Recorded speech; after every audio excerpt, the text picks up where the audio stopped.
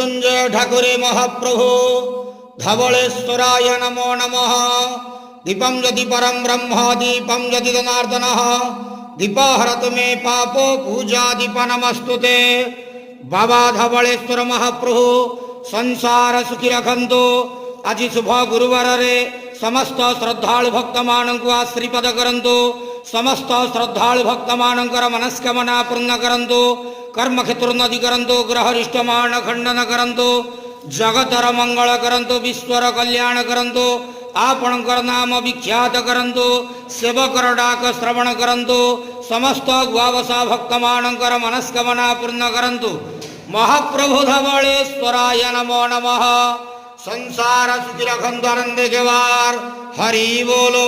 आज शुभ गुरुवार रे समस्त श्रद्धालु भक्त मानक आशीर्वाद करंतु आनंदे केवार हरि बोलो।